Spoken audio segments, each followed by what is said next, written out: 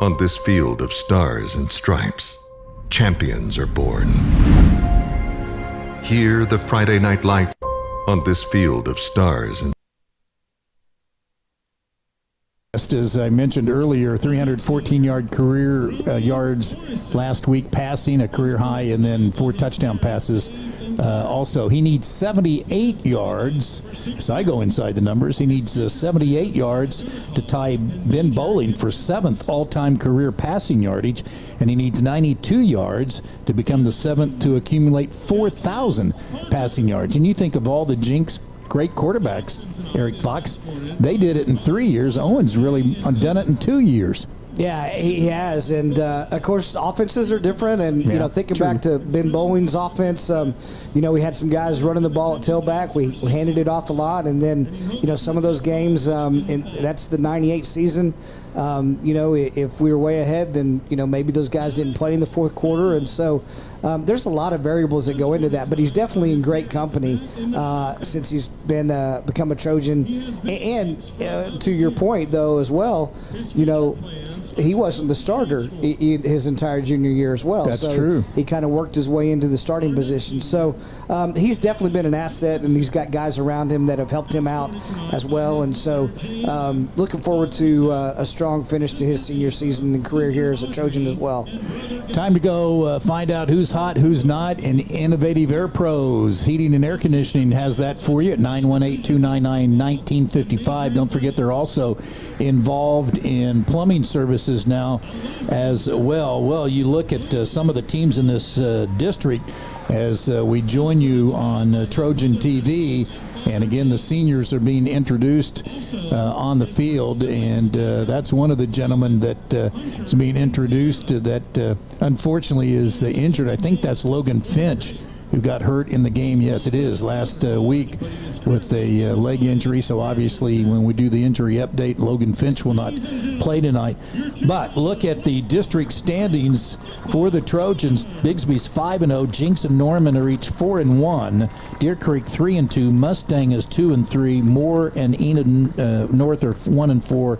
They're playing each other tonight, and Enid is 0-5. But this Norman team's 4-1. And they're hot. They play at Mustang tonight. And then Owasso, 5-0 in the other district, with Union and Edmond Memorial each 4-1 in second place. Union's at Westmore tonight. Edmond Memorial at Broken Arrow. That'll be an intriguing game. And if Edmond Memorial wins that game tonight and Union wins at Westmore, Union and Edmond Memorial will play. on this field of stars and stripes, champions are born. Here, the Friday Night Lights offer a different view, where the lines of protection extend from sea to shining sea, and the bravery to tackle challenges extends on and off the field of battle. At Cherokee Federal, we stand with our warfighters. We work 24/7 to build strategic solutions, solve complex challenges, and serve our military and veteran community with compassion and heart. For every star, every stripe, we stand committed to supporting America's greatest team. When you've got to spend some time away, there's no better place for your best friend to stay than Woodland West Pet Resort. With 17,000 square feet of fun, you can both take a no-guilt vacation, relax, both of you, pick up a new skill, chow down on some well-deserved vacation food, make new friends, have a spa day, and finally, come home to your best friend. Woodland West Pet Resort. Sit, stay, and play. Located next to Woodland West Animal Hospital off Highway 75 in the Jenks exit. Craving delicious tenders or crispy fried chicken? Hit the Waldo's drive-thru, open 7 days a week. Locally owned and operated in Broken Arrow, 71st and Yale, and coming soon to Owasso. Waldo's makes lunch and dinner a breeze. Waldo's Chicken, fast, fresh, delicious.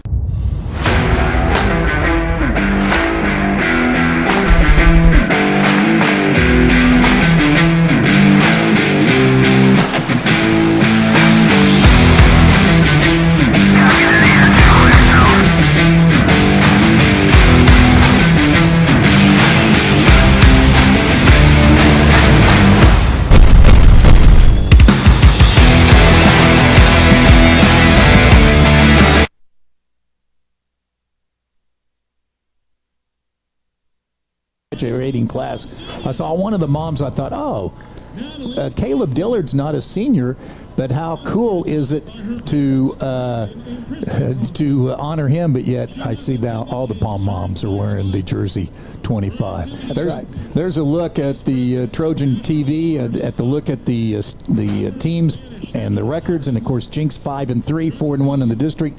Enid 2-6. 0-5 in the district in last place. They won their first 2 games of the season. Impressive. They won at beat at Ponca City at home 43-10, and then went to Lawton and won 49-21, and then got beat at home against Stillwater by just 2 touchdowns.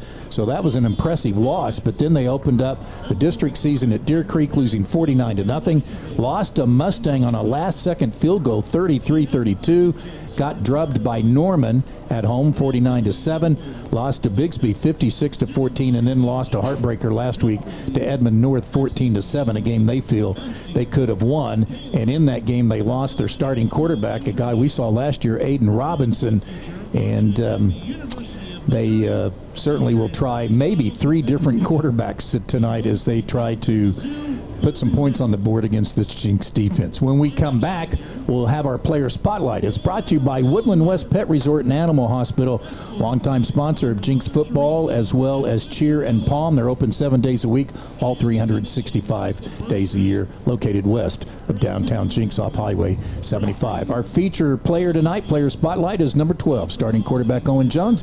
That's coming up next on the Jenks Audio Network and Trojan TV. University of Oklahoma, majoring in biology.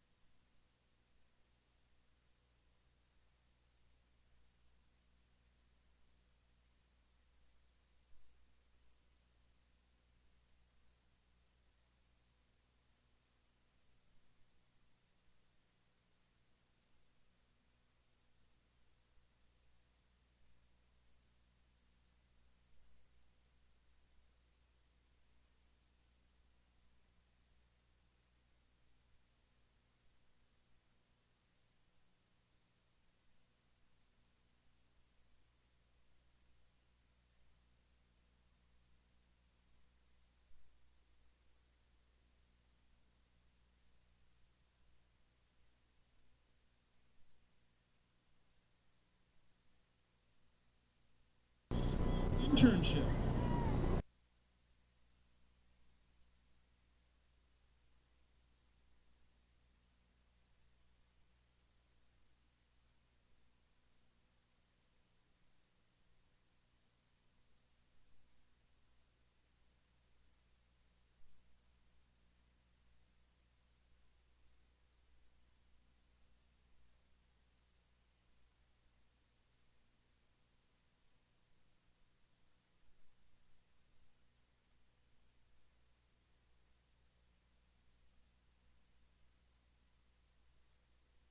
Since middle school. Plans.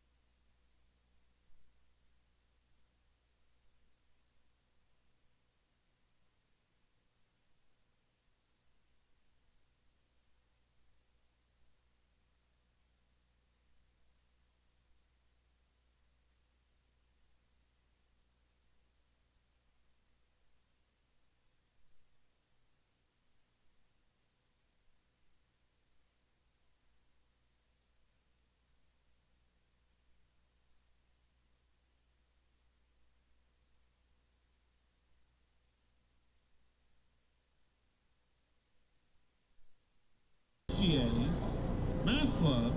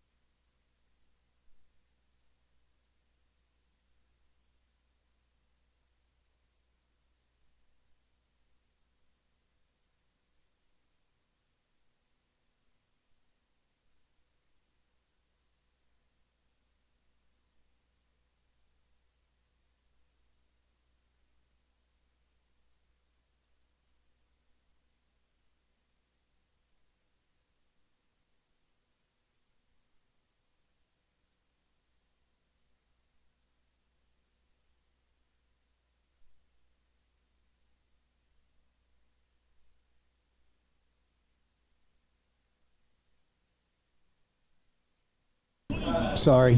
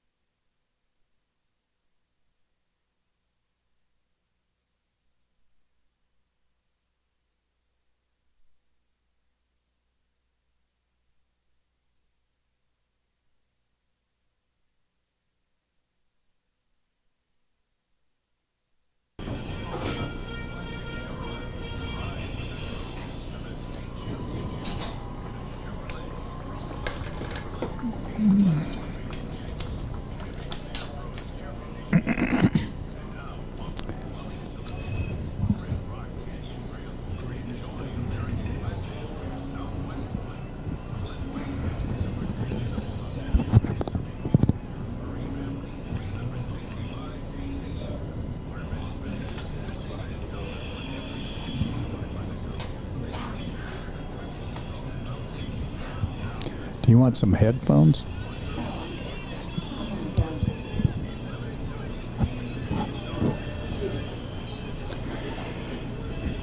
And a very pleasant good evening to you from Allan Trimble Stadium, where tonight the winds are out of the south at about 8 miles per hour. It's going to be a beautiful night for football. 64 degrees, get down to 60 degrees by the time this one is over.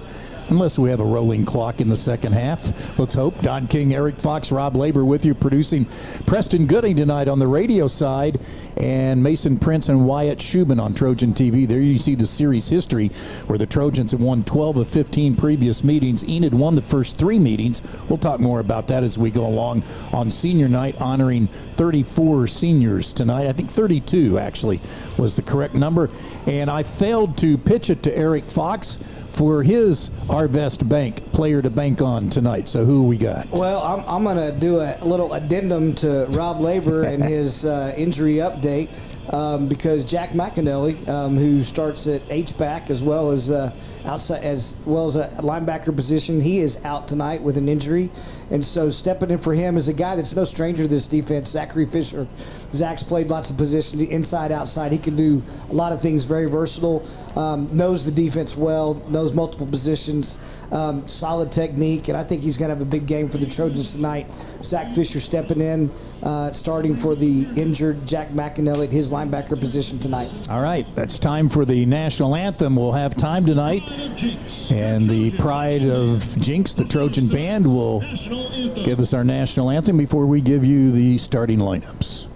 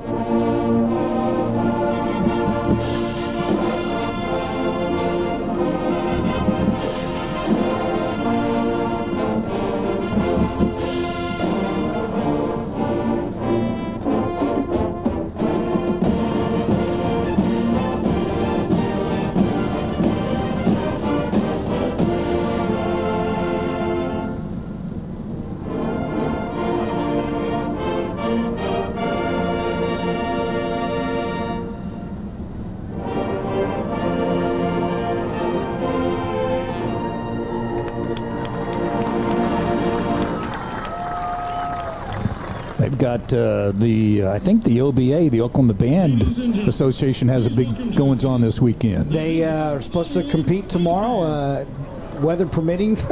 Band contests, they pretty much get it done in almost any weather. But, good luck to the band as they head to Broken Arrow tomorrow to compete. Well, it's time for the Chick-fil-A of Tulsa Hills starting lineups. You can follow them on Instagram and all social media. Proud sponsors of the Trojans and Special Olympics. Offensively, Riley Kester will start at left tackle, number 69. Man, every week he grades out as the best lineman and gets one of the players of the week.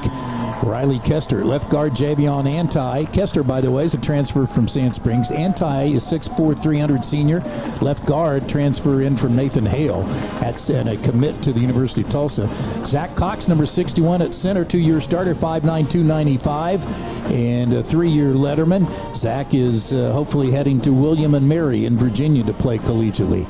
At right guard is Malik Craig, 73, 5'11", 220 junior, 2-year starter, or 2-year player. At right tackle is Odafe Aruru, O-R-U-R-U, 6'5", 280 sophomore. And at tight end, without Jack McAnally, they'll probably go with number 21, Jake Flowers. Flowers is a junior, 5'11", 180. The running back will not be K.D. Jones tonight, but Aiden Jordan, number 29. Aiden is 5'10", 155 junior, as Rob gave you his numbers earlier. The quarterback, Owen Jones, number 12, 6', 220 senior, and of course coming off a career game last week. On defense, Cash Jacobson is back, 6'5", 275 senior at one defensive end. Jack Wilshire will be the other, 6'2", 240 senior. The nose guard's Luke McAnally, number 58, 6', 245 sophomore. The outside linebackers are Sam Stone, who now has 311 career tackles, passing Trent Tabor for 4th on the all-time Jenks list. And the other outside linebacker is 13, Brody Henderson. The inside linebackers, in place of McAnally, as Eric Fox told you, is Zachary Fisher, number 10. Zach is a 6', 187 senior. The other inside linebackers, number 5, Jace Hager, a 5'9", 188 senior. The free safety, Caleb Dillard, 6'1", 157 sophomore. Strong safety is number 4, Samaj Stanford, 6', 175 sophomore, coming off his best game of the season. He had a tremendous game in the open field last week, making, I think it was 10 tackles. The corners are DJ Carter, 5'11", 160 senior, who had more family out for senior night than anybody else. And number 11, Cooper Shockley, 5'10", 160 senior, as the DJ had 9 family members out there for senior night tonight. So there's your starting lineups, again brought to you by Chick-fil-A of Tulsa. The uniforms tonight, Enid in their all-white uniforms with silver helmets. And the Trojans are about to enter through the tunnel. Actually, they've already entered through the tunnel and coming onto the field. Maroon jerseys with the black pants. And we haven't worn this combination since Edmond Santa Fe playoffs here at Jenks a year ago. And, of course, those uniform descriptions brought to you by Window World of Tulsa. Experience their unrivaled Energy Star replacement windows, doors, vinyl siding, and more at Window World of Tulsa. All right, we're ready to go. Enid won the toss, deferred. Jenks wants the football, so here we go on senior night. Don King, Ari Fox, Rob Labor with you tonight. Preston Gooding and Clayton Gooding producing on the radio side on 1170 AM, 106.9 FM HD2, JenksTrojanFootball.com, as well as the News on 6 Now app and Trojan TV. And it's an onside kick that almost goes out of bounds, but is covered by the Trojans by Braxton Daniel. The move in from Booker T. Washington, and a nice job to cover it just inside the 40-yard line. Yeah, I think the coaching staff has talked to these guys. Look, Enid's got nothing to lose. They win this game. It's like winning a state championship for them, the kind of season that they've had. And so they're going to come in here and not be afraid to roll the dice and do things. So you got to be prepared for anything, including starting the football game with a pooch kick. So 1st and 10 Trojans at their 39-yard line. Right to left on the radio side, far hash mark. Stanford in motion. Goes to the sideline, gets the pass from Jones to the 45 to the 50, and a first down for Samaj in Enid territory to the 46-yard line. Nice job right there. I think Owen has gotten a lot more comfortable getting the ball out of his hand quickly. They're moving Samaj out in a quick motion to the outside and getting him open, sitting down in that that soft spot there, and Owen gets him the ball, hits the target. Samaj gets some extra yards after the catch. And we have the movement by the Trojans at the line, and so they'll move them back across the 50. Our referee tonight's Terry Kimmel Jr. Corey Bailey's the umpire. Barry Douglas is the head linesman. Joshua Hewitt is the line judge, and Seth Watkins is the back judge. I don't know. Terry Kimmel Sr. I know is referee many games, but I think this is the first time we've ever had this crew.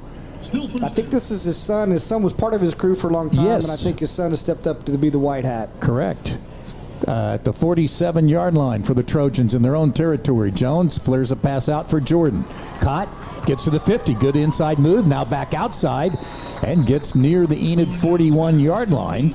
So that'll be a nice gain of 12 for Aiden Jordan. Robbie does a nice job of picking up some of that yardage that they lost on that penalty. Yeah, showing some good hands out in the flat and then a nice burst up the field.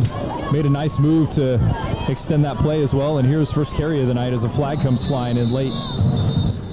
That was his second catch of the season for Aiden Jordan. So an apparent penalty again against the Trojans. So it's been a 15-yard pass, a 5-yard penalty, a 13-yard pass, and now another penalty, which would have been 2nd and 4. And they'll move him back 5 yards. Ooh, no, 10 yards, holding again. Unfortunate light right there. Looked like Aiden had a nice hole right up the middle and does a nice job of exploiting it, but unfortunately that's negated. So back to midfield we go. 1st and 15. Handoff Jordan again over the right side. And gets 5 of it back to make it 2nd down and By number 7, about 8. And this will be 3rd down though, won't it? Right? Yes, correct. Thank you. Yeah, Brody Henderson is in there at H-back right now, but they're bringing Sam Stone in. Kind of a little bit longer yardage situation, but Henderson is filling in for McAnally right now in that H-back position. At the Enid 44-yard line, 3rd down and a short 8. Pass out in the flat, caught to the 40. Barnett, not only a 1st down, goodbye. Touchdown, Trojans to Caleb Barnett. Great execution right there. You had 2 lead blockers out there with Henderson and Sam Stone. We know what kind of bodies they are on defense, and they just put their aggression to great use right there on the quick screen out to Caleb Barnett. He gets that lane, and Rob, you're not going to catch him once the track gun starts. Once he has a lane, it's all but over. And like you said, they blocked that up really well with Brody Henderson coming in motion and securing that side for Caleb Barnett. And he absolutely coasted from about the 12-yard line in, guys. Just total cruise control all the way for Caleb Barnett. Trojans will get assessed a 5-yard penalty again for movement. I think Braxton Hart's back in as the snapper, and it looked as though he, instead of snapping the ball back, he picked the ball up and then hiked it. So 5-yard penalty. And they'll try the extra point. Be marked at the 15 instead of the 10 for Noah Carter with 10:13 to go here in the first quarter. The Trojans, when they score first, 5-2 this year. And they have scored now first in 8 of their 9 games, and the kick is good. So with 10:13 to go first quarter, Jenks 7, Enid nothing. Thanks for joining us on the Jenks Audio Network and Trojan TV.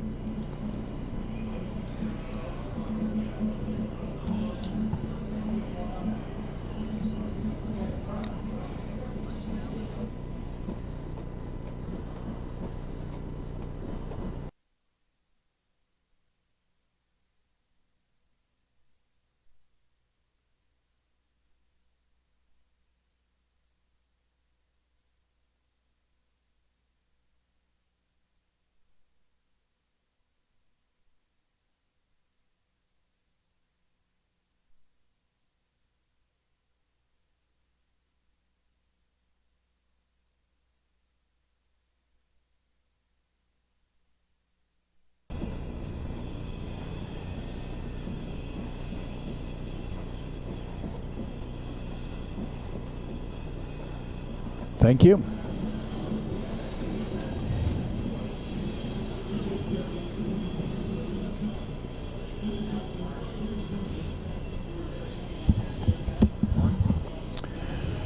Trojans kick it off into the end zone after they just went 61 yards, and they did it in 4 plays despite 3 penalties. The extra point was good, 7-0. And the kick into the end zone, so here comes Enid, 1st and 10 at the 20. They'll start Zarek Slater. It's like Derek, but with a Z, Z-E-R-E-K. Zarek Slater, 5'9", 150-pounder, and he has been their backup quarterback. Aiden Robinson, their number 1 quarterback, injured in last week's game. Here's a running play up the middle for no gain, actually a loss of a yard.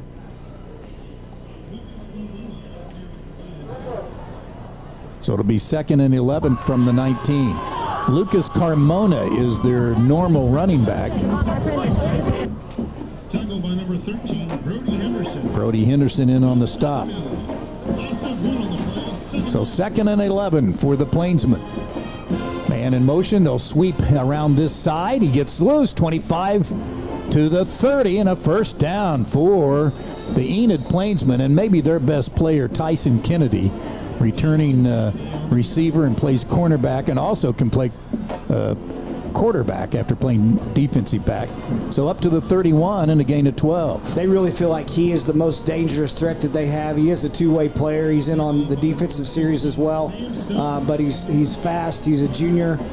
He's very athletic, and they feel like he's kind of the key to things tonight in the run-pass option game. Something you don't see very often, guys, is Samaj Stanford coming up and missing a tackle. Had a shot at the ball carrier there and just kind of whiffed. Here's a pass to Kennedy. He gets by one man, but not the second. I think it was Sam Stone that wrapped him up after Caleb Dillard missed him, but at least slowed him down for Sam to capture him in the backfield on a loss of a yard. Caleb came hard on that throw as it was out there to the slot receiver and really caused the receiver to have to readjust a little bit, slowed him down, and then Sam Stone was able to come up and finish him off. So a loss of a yard. 2nd and 11, and the quarterback rolling left, now throwing down the sideline, incomplete on the coverage. Shockley. They were both out of bounds. Shockley actually kind of bats that ball up a little bit, and Sam Stone was looking for it. He was looking for another pick. He has 8 in his career, which ties him for 4th all time with several other Jenks players. So 3rd and 11 coming up for the Trojans.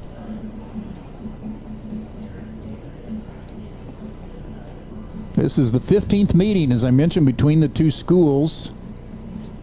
Enid won the first 3 meetings starting back in 1988 and 89. Ron Lancaster was the head coach of Enid then, and then he later, a few years later, became the head coach at Jenks.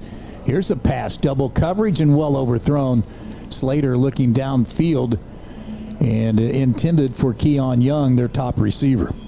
It's going to be hard for this quarterback to feel comfortable. I mean, it doesn't matter if they're going to use, Kennedy, or if they're going to use, whoever it may be tonight, because they just haven't had the opportunity to build in the schemes, the reads, to multiple receivers, reading the defensive coverage.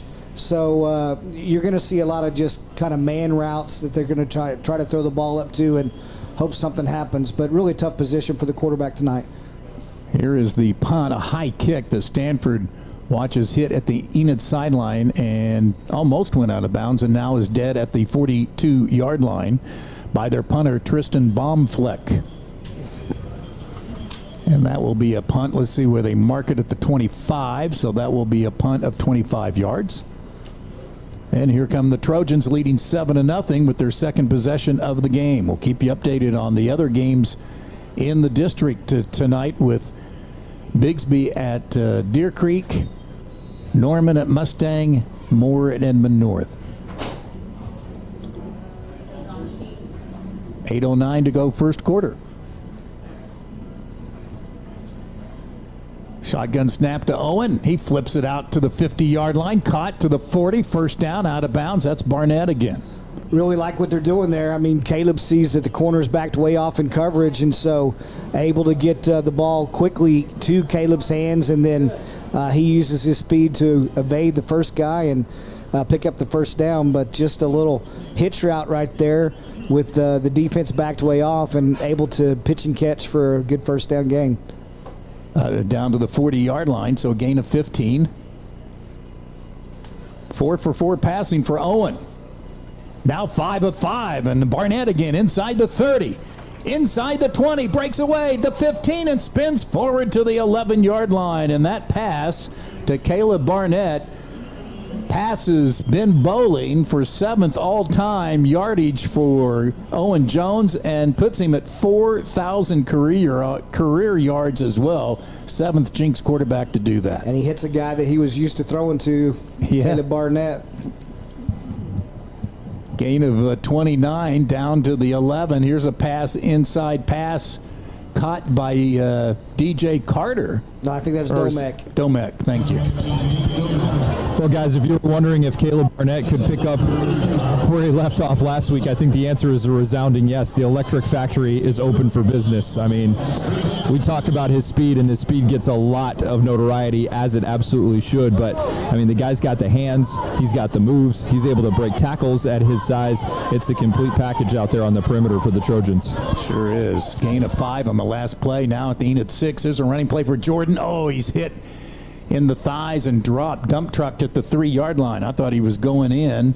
He gains 3 to make it 3rd and 2. Yeah, pretty good hole right there, up inside, tough run, and you really have to think. I don't know, Rob. It's early in the game, but I would like to think this is 4-down territory. By the way, with Owen Jones going 6 of 6 passing, he has established a new record as Jordan goes into the end zone. Touchdown, Trojans. I guess it's not 4-down territory, Rob, when you go ahead and get it in the end zone on 3rd down. Huh? Eric Fox is wrong again. What a surprise. Our listeners are not surprised by that at all. The offensive line made that look easy. I was going to agree with you. I think it would have been 4-down territory based on the way this team has been able to run the ball. And great to see Logan Finch, Aiden Jordan, a guy who's put in the work and waited for an opportunity like this to make the most of it and cash in there. Another good drive, capitalizing on good field position for this Trojan offense, going 2 for 2 to start this game. Very nice. So the Trojans, midway through this first quarter, lead 14-0. And while we have a chance, it's always fun to hear from some of the assistant coaches, and we hear from a gentleman that is part of the special education department at the high school, Jordan Harding. This is his 2nd year, I believe, as an assistant coach with the Jenks program.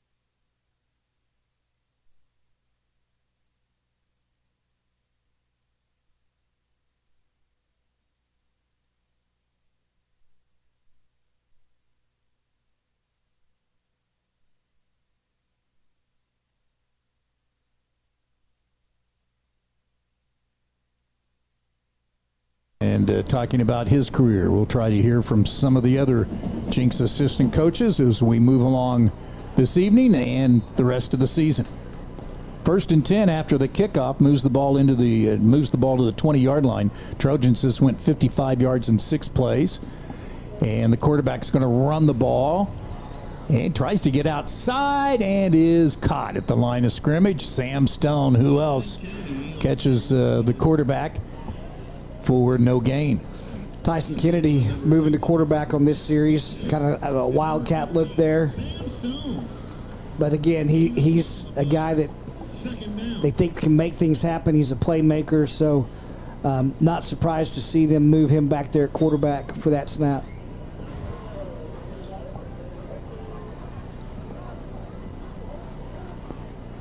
Actually, they give him a yard, so it'll be 2nd down and 9 from the 21-yard line. And now apparently they move. Trojan football brought to you by A-Plus Roofing. A-Plus is locally owned and operated by David and Christy Watson. Over 20 years experience in the metro area. Let their family take care of your family. A-Plus Roofing, just around the corner here from ATS. And for their number, it's 918-GET-ROOF. Sounds like we're going to need a good roof the next couple of days here in Tulsa. A little bit of rain coming our way, Rob Labor. We need some rain. And we're going to get lots of it this weekend. 1st and 15, or 1st and 14. Take that back. 2nd down and 14 and a running play. And they'll lose a yard back to the 15-yard line. Man, it's good to see Cash Jefferson back in there, guys, after missing the last 2 games with that ankle injury. And, you know, he was itching to get back in the lineup. Such a big, imposing presence for that Jenks defensive line that, you know, even without Cash in the lineup, they've been dominant these last 2 weeks. So just a boon for that unit to get him back in there. And, man, those guys have been eating good the last couple of weeks. Number 97 gained 40 pounds during the offseason. And he committed earlier to South Dakota State, but decommitted and got offers from Oklahoma State and I want to say Texas Tech here in the last few days. Another penalty against the Plainsmen for procedure. This will make it a 3rd and 20 back to their 10-yard line. So back to Owen Jones, 6 for 6 passing tonight, but he has not thrown an interception now in 111 passes, and that passes Ian Corwin's record of 110 consecutive passes without an interception. So I did not give him the broadcaster jinx. Thank you very much. Here's a long pass down the sideline and incomplete. Good coverage by the Trojans. The receiver wanted a hold on the call and didn't get it. Cooper Shockley, I believe, on the I think that was Ace, wasn't it? Was it Ace Gilliam? Yes, it was. Ace Gilliam on the cover. And I think Ace really had a play on the ball, and so Ace was kind of hoping for an offensive pass interference call. I think Ace, if he had gone up for it, and I'm not sure if he could find it in the light because the ball was way up in the air, but if Ace jumps up into that ball, I think he has a chance of possibly getting an offensive pass interference call there. But Ace definitely had as good a shot at making that completion as the receiver did.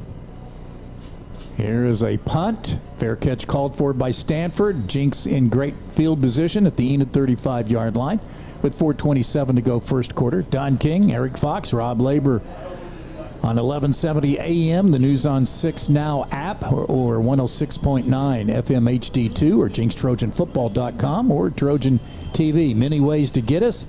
And our thanks to our producers tonight on Trojan TV, Wyatt Shubin and Mason Prince and their crew, and Preston Gooding on the radio side and his son Caden helping out tonight.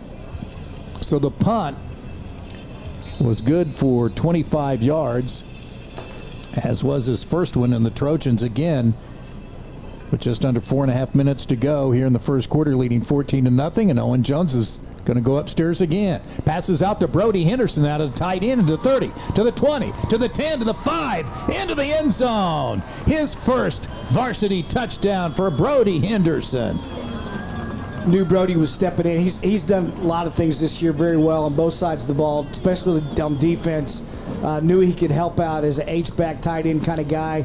He's done that throughout the season, starting in that position, that H-back position tonight for Jack McAnally. So he takes that catch, takes it all the way to the house. Rob Labor, I know you love yards after the catch. Well, that might be the easiest yards after the catch you've ever seen, because I don't think Brody Henderson or anyone could believe how open he was when he caught that ball. Nobody near Brody Henderson, not within a whisper of Brody Henderson's area. And I think when he turned and got the ball, all he had in front of him was a lane to the end zone and just another easy stroll to 6 for the Trojans. Owen Jones is 7 of 7 passing. And that one good for 35 yards. So he's 8 for 8 for 164 yards and 2 touchdowns. He's been on fire the last 3 weeks or so. And I don't think we've had any field position farther back than, what, the 40-yard line or so? The 44-yard line. Enid, let's see. Let me check that. 45-yard line. Is that what you said? I was close. I said 40. Rob wanted a decimal point, I'm sure. The 40.4 yard line or something, but it's close enough. Yes. So drives of 61, drives of 55 and 35. So we did have a start at the 39-yard line to start the game. You were close, 40-yard line. It's close. Yes. Noah Carter will kick off from the 40, right to left. And this one's going to be returnable. Caught at the 5-yard line. And he'll take a knee at the 15-yard line. Another penalty flag. The return by Jeraden Russell. They're going to call a holding on the Trojans here. Ouch. You don't see holding on the defense or on the kicking team very often. Trojan football brought to you by Matt McCoy Insurance. Again, your halftime guest coming up, brought to you by Matt McCoy Insurance on the Matt McCoy Insurance Halftime Report. Eric Fox, your guest tonight will be. I had a great conversation. Looks like they're going to go ahead and call it against Enid. They originally signaled towards Jenks, but my conversation was Tiffany Good. She is the department chair for the Family and Consumer Science Department. And so great conversation with her. They have the largest FCCLA chapter in the state of Oklahoma, and if Rob can't give you all the words that go with the abbreviation FCCLA, just stick around at halftime and Tiffany can explain it. Let me get my Google machine out real quick. You have a lifeline for Carrie Labor.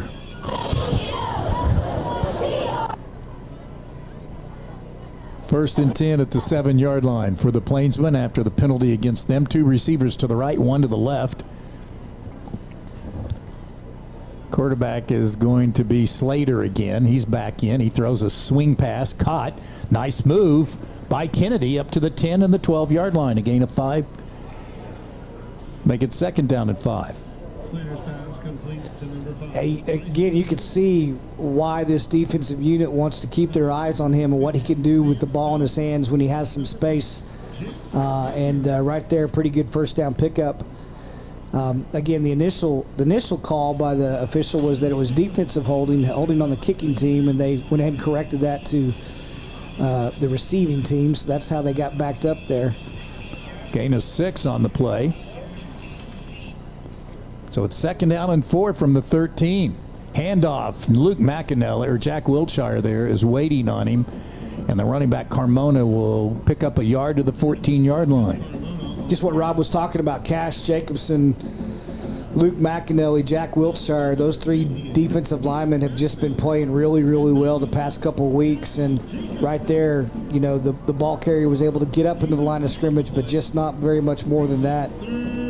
Lots of defensive line penetration right now by those front guys. 4-man front for the Trojans with Brody Henderson in as a rusher here. 4-man front. And the Trojans adjust and the Plainsmen move, so it'll be third down and 8. They'll move them back inside the 10 to the 9-yard line. The outside linebackers are Stone, or the 3 linebackers are Fisher in place of the injured Jack McAnally, Hager, and Stone. Corners are Ace Gilliam and DJ Carter, and the safeties are Stanford and Caleb Dillard. 2:47 to go first quarter. Trojans up 21-0 already.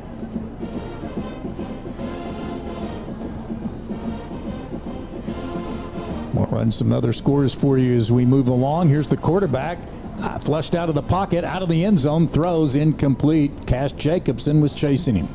Talked about how much weight he put on from the weight room and stuff this summer, and it didn't slow him down, though. He's still using that quickness. Once he got penetration, the quarterback tried to get outside of him. He flattened out his route and was still able to get pursuit, force a throw into their boundary, just to kind of save his life there. Rob, not only have we had a lot of points scored, and Owen Jones has done well this first quarter, this might be the largest number of penalty flags we've had thrown in a first quarter as well. I'm sure Don King has that in the record book somewhere. I'm sure it's written on a piece of paper somewhere. Here is the punt. It'll hit inside the 35 and down at the 34. So a 25-yard kick by Baumfleck, and the Trojans again. Great field position as Enid has one first down in this first quarter, 2:22 remaining. The Trojans will start at the Plainsmen 34-yard line, leading 21-0. Here's some other scores around the district. Moore is leading at Edmond North in the second quarter, 28-7. Owasso's leading at Norman North in the second quarter, 29-14. And Bixby is leading at Deer Creek in the second quarter, 26-3. Those games obviously started a half hour before we did. Also in the second quarter, Norman leading at Mustang, 13-8.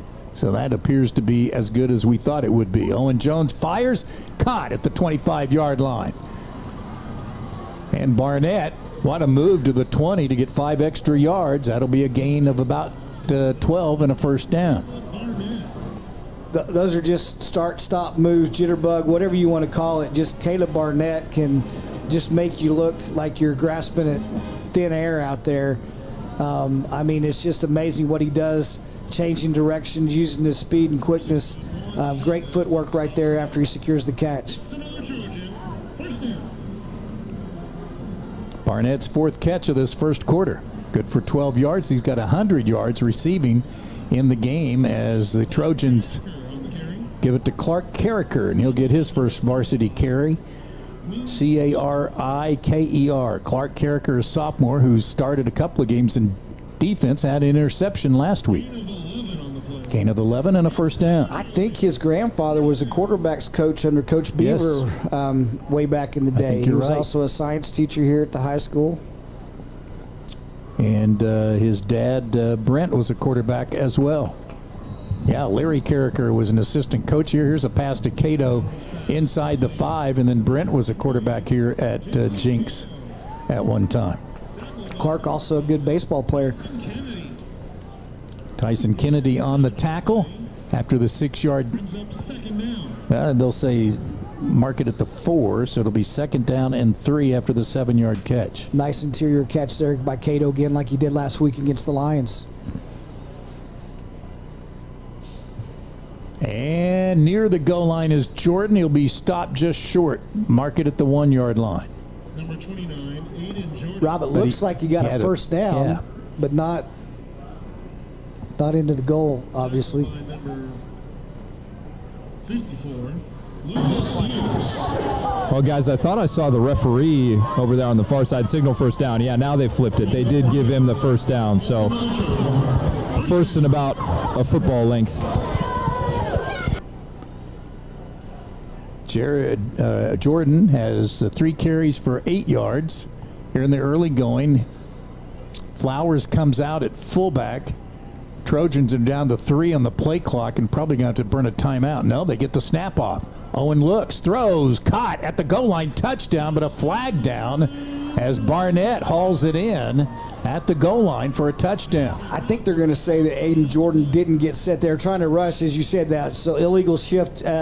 Once they got the play in, as you noticed, the play clock was running down. So Jordan wasn't quite set once they got the play called from the sidelines and snapped it just maybe half a second too soon.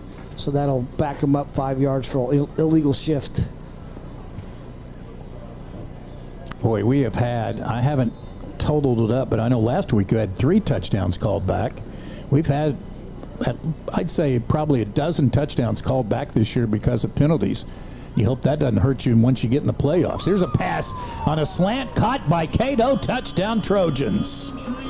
Not only was that a great interior route, that slant route from the from the slot position. There's not a lot of window. There's not a lot of room in there. He zips it into Cato, but he's one-on-one matched up with the best athlete on their team in many regards, Tyson Kennedy. So great job for Owen getting it in that window, and then great job on Cato to go ahead and finish that catch. Well, it's been remarkable how much room the Trojan receivers have had tonight. That was maybe the first time that Owen has had to fit a ball in a tight window, and there has been blanket coverage, and they were still able to complete that pass for a touchdown. And guys, Cato just better and better every single week. Yes, he is. He is, for a sophomore, extremely impressive, and comes into this game as the leading receiver on the team. 2 catches tonight and 28 on the season, and that is his 3rd touchdown catch of the season. With 25 seconds left here in the first quarter, the Trojans now have ballooned their lead to 28-0, as we hear from one of the new assistant coaches this year, Gary McGraw. Awesome. Cool.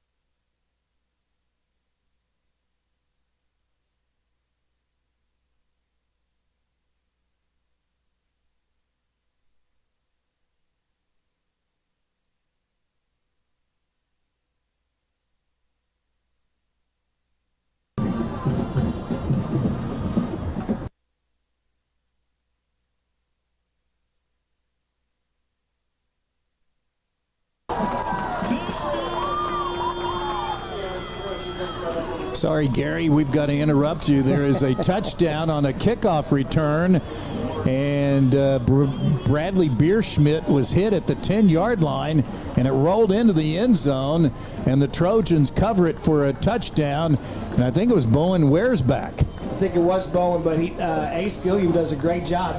The returner right there is trying to get outside of the Trojan defense. Ace does a perfect form right there, Rob. He gets his head on the outside number, drives him to the ground, the ball comes out, and scoop and score. Here's Tim Foreman, who's going to try the extra point now, and it is good with 15 seconds left in the quarter, and the Trojans now lead 35-0. Man, I'm going to have to get the record book out. I think the most points in the first quarter ever scored was 42. Well, Coach Fox, you nailed kind of what stood out to me there was just the form by Ace Gilliam, right? He was running parallel right at about the 10-yard line with the kick returner and matching him step for step, and then he just turns, squares him up, beautiful form tackle, puts his hat right in his chest, able to sort of decleat him, get him off his feet. The ball pops loose, and there's Bowen Wearsback, and man, this sideline just erupted. Special teams plays like that, not something we've seen a lot of from Jenks this season, but when you can score like that with some of those guys who play regularly on special teams and otherwise don't see the field a lot, like a Bowen Wearsback, man, that's just a moment of pure elation for everybody on this sideline. Most points ever scored in the first quarter by the Trojans. They did it twice. Scored 42 points against Booker T in 2012 and against Southmore in 2022. In that game, they put 90 on the board, beat Southmore 90-9 here a couple of years ago. Kickoff into the end zone. So the Trojans lead at 35-0. And they force a turnover, and that's the first special teams or defensive touchdown we've had this year. That is a goal that Coach Cater talks about with his defensive unit, to score, get 3 turnovers and make one of them a score. And that one is actually going to be accounted for by Coach McGraw, the special teams unit. But I guarantee Ace Gilliam is proud of that. He does a great job of causing that turnover. Last play probably of the first quarter. Here's the quarterback trying to get outside Kennedy. Boy, he took a wallop from Cooper Shockley after a gain of 12. He paid the price for that run. And that will take care of the first quarter. Trojan football brought to you by Classic Chevrolet. Open till 8:30 each night, especially tomorrow night, where a handshake still matters. After one period of play, Jenks 35. And Enid nothing. This is Jenks Trojan football on the Jenks Audio Network and Trojan TV. Please direct your attention to the Our pets are more than just pets. They're our people, our family. And when they get sick, we want them to be cared for like family. At Woodland West, pet care is personal. We care for your animals the same way we care for our own. As the most comprehensive facility in the Tulsa area for everything from diagnostics to treatment, you can trust that our team of compassionate veterinary experts are delivering the care your animal deserves. Your pet is always there for you. Let us be there to keep them in good health.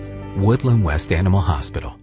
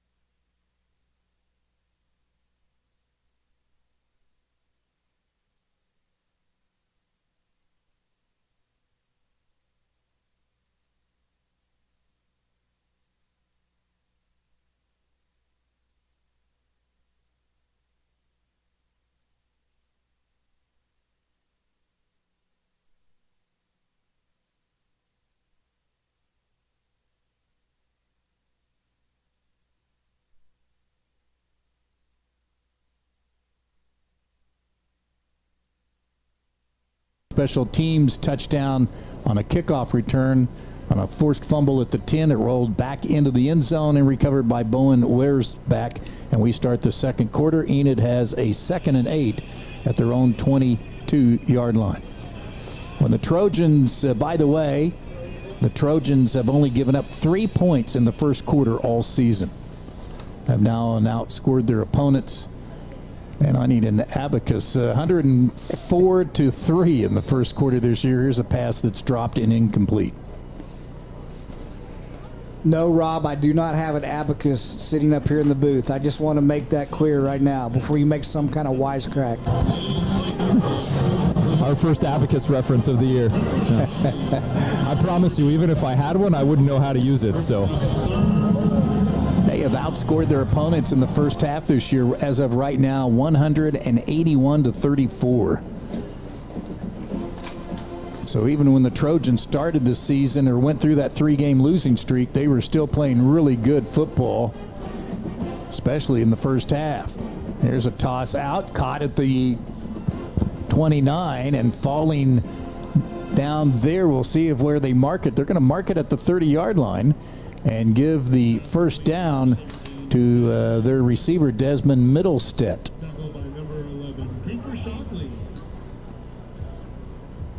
So he was just able to, he did a pretty good job there of getting to the chains, and so the ball, as soon as he caught the ball, even if he's tackled right there instantly, he's going to get close to that first down spot. So pretty good route right there by the receiver. Here's a running play for Carmona, and it's good for a couple of yards over the right side. Well, that's an unusual name, Middlestead, Mittlestet, who made the previous catch on the previous play, Desmond Middlestead, and we have our own Middlestead, Lincoln Middlestead, number 32 for the Trojans, who's a backup cornerback. He's not suited up tonight. He's been out with an injury the last few weeks, but did play the first half of the season. Probably not a name that you see on opposing rosters very often. 2nd down and 8 at the 26-yard line. Running play, a fake to the quarterback on an RPO, and the quarterback keeps it and crosses the 35 to the 36. That's Tyson Kennedy. Wiltshire, gain of 7. I'm sorry there, Don. I'm just saying Wiltshire's coming in hard off the edge and giving great pursuit there. He's able to pick up a couple yards, but he's definitely facing adversity by that Trojan defensive line every single snap of the ball. Gain of 4 on the play. So 3rd down and 4 coming up for the Trojans at the 36-yard line. Early second quarter, Trojans 35, Enid nothing. Tyson Kennedy, the quarterback, Handoff straight ahead to Carmona. Hit at the line of scrimmage. Gets hit from behind by Stanford, who drops him just shy of the first down marker. They're going to give him a tough spot here to the 38-yard line, a gain of 2 to make it 4th and 2. They're bringing their punt team on. I wouldn't be surprised to see if they try to draw the Trojans off sides here. They haven't had a lot of good fortune going their way, so I don't know that they're going to go for it or go for a fake right here, but you would think that they might try to draw the Trojans offside and pick up an easy first down off a penalty. Run some scores for you after this punt. Snap back is good. And the 4th punt of the half for Enid. Gets a nice roll inside the 40, inside the 30, inside the 25, and down at the 21-yard line. That's good for 41 yards. So the Trojans will take over 35-0 lead. 9 minutes to go before halftime. I got Eric's interview at halftime. Rob Labor, what about you? Who's your halftime interview with? Yeah, I got a fun one this week, guys. I was able to catch up with former Trojan, former Oklahoma Sooner, Jordan Smallwood. Was able to run down some stats of his when he was here at Jenks that he didn't know, wasn't aware of, and had a fun time talking to him about his days as a Trojan, some of those Union games, the teams he played on at the University of Oklahoma, and what he's up to now. So hope everybody will enjoy listening to that at halftime. It was a great conversation with Jordan Smallwood. Good deal. Number 29, Aiden Jordan gets the carry from the 21, gets 6 yards to the 27. Jordan's 4th game of the year for the Trojans. He's been out the last few games with an injury, as had the number 2 tailback to start the year, Trey Mays. And then last week, Logan Finch went down. So the Trojans have been busy trying to have a backup for K.D. Jones, who's out tonight. Handoff Jordan. He's got the first down. Breaks a tackle. 31 to the 40. Aiden Jordan to the 30. Racing to the end zone. And to the house he goes for number 29. Good for 73 yards. Aiden Jordan shows great speed, but I tell you what really helps him out is great effort by 2 wide receivers, Domek and Barnett, hustling downfield, getting in front of the last 2 defenders that have a shot. And Barnett actually outruns 2 Plainsmen with Domek as well to get in front of them to make sure they don't have a shot at Aiden before he gets in the end zone. Great team effort. Congrats to Aiden on a big run right there. 73-yard run for Aiden Jordan. Obviously the longest run for a touchdown this year.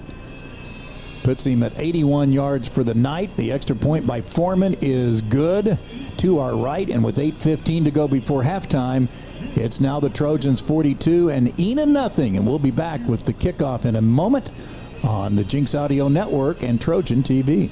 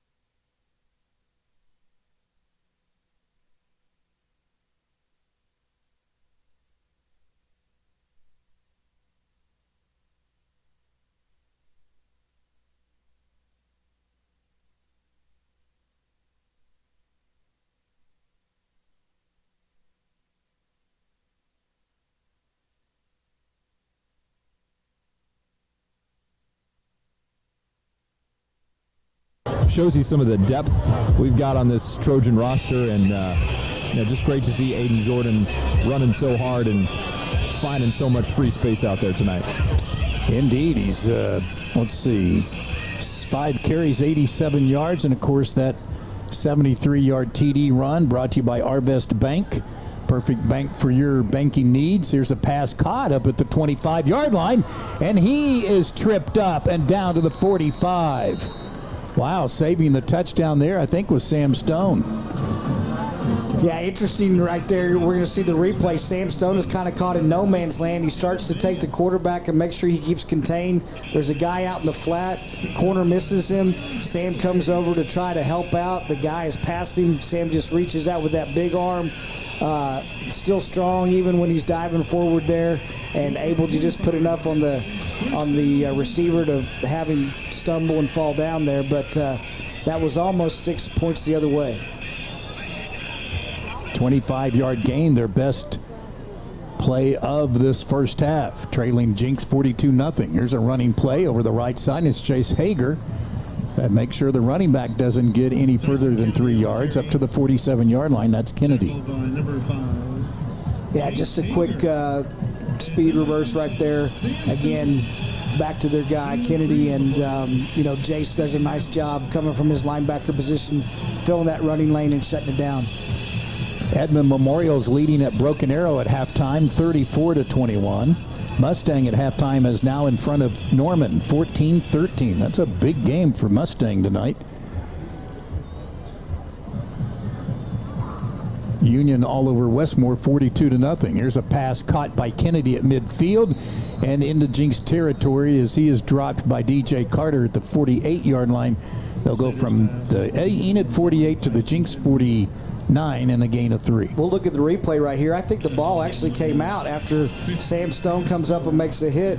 Zach Fisher is there as well, and the ball pops out, but unfortunately for the Trojans, it just kind of heads out of bounds right there. Takes a good bounce for the Plainsmen. Could have been another turnover for the Trojan defense.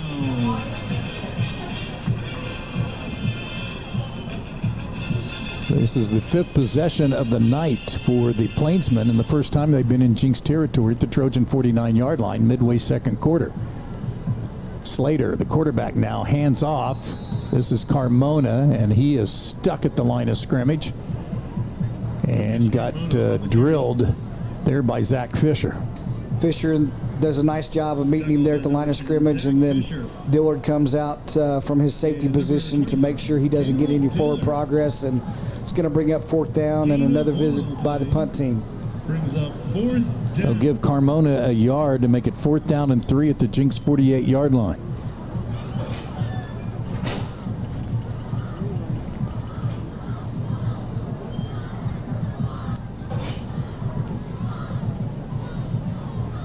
Good snap, good kick. And Stanford gets away from it, and a good Enid bounce at the 20, down inside the 10, and the Trojans, with their worst field position of this first half, will start at their own 9-yard line. Punt is down at the 9-yard line. Rob, this is a really quick start for us, obviously. Captain Obvious moment right there, but what's the feeling on the sidelines? Is it a little ho-hum? Are they enthusiastic? What does it feel like down there?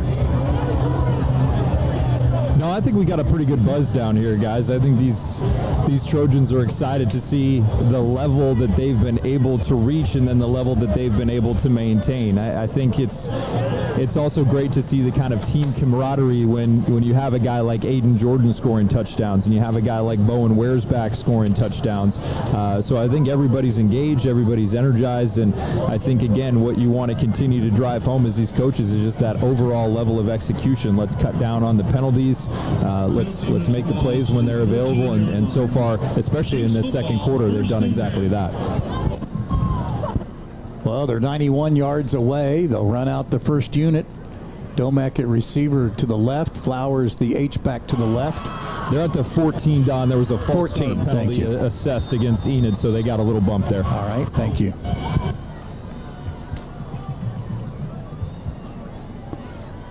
First and 10. Oh, looked like Carricker was going to bust it up the middle for a big gain. And unfortunately on that play, Caleb Barnett comes off hobbling. I don't know if that's the same ankle that he has hurt before, but he is headed directly to the sidelines. And Dillard comes in to take his place. 2nd and 3 at the 27 or at the 21-yard line. Now that is a first down for Carricker. Carricker can also play quarterback if needed. Well, guys, and it's Caleb Dillard who's in the game at wide receiver for the Trojans now. Malachi actually inactive tonight, also a little bit dinged up, so he did not give it a go tonight for the Trojans. Yeah, he's out for the second straight week. Malachi Dillard. Here's a pass. Looking for Caleb on the post, incomplete. That's the first pass incompletion of the night for Owen Jones, who'd completed his first 11 passes for 189 yards and 3 touchdowns. Owen airing it out for the post right there. Dillard running to the middle of the field. I think he just got kind of tangled up with the corner. Otherwise, I think he would have been able to chase that down. But the good runs by Carricker so far have really been opened up and facilitated by that offensive line unit playing really well right now. There's a big run. Again, Carricker busts down the middle to the 40, to the 50, and into Enid territory at the Enid 45-yard line, and that's good for 27 yards and a Trojan first down. Just got to give it up for those guys up front. Kester, Antai, Zach Cox, Malik Craig, Aruru, just doing a great job. Of course, Brody Henderson is in there helping out as well as Flowers. Here's a pass out in the flat, caught to the 45. I believe it's Carricker who turns inside and gets inside the 35. They'll mark this at about the 30-yard line. If this was a natural grass field, guys, Owen Jones' jersey would still be squeaky clean. He's got all kinds of time up there, and they have encountered no resistance at the point of attack at all for these Trojan running backs. Carricker and Jordan have been getting across that line with ease every single time. I know they're excited to see Braxton Daniel in there, that H-back position, the guy that they were looking forward to seeing some big things out of. Gain of 14 for Carricker's first varsity catch.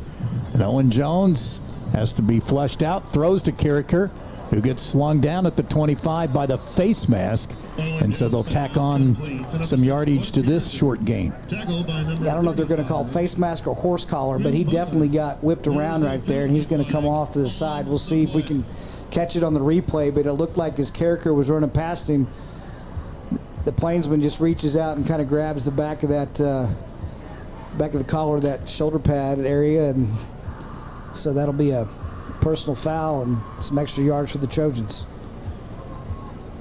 Be their 11th first down of this half, leading 42-0 and looking for more here with 3:19 to go before halftime.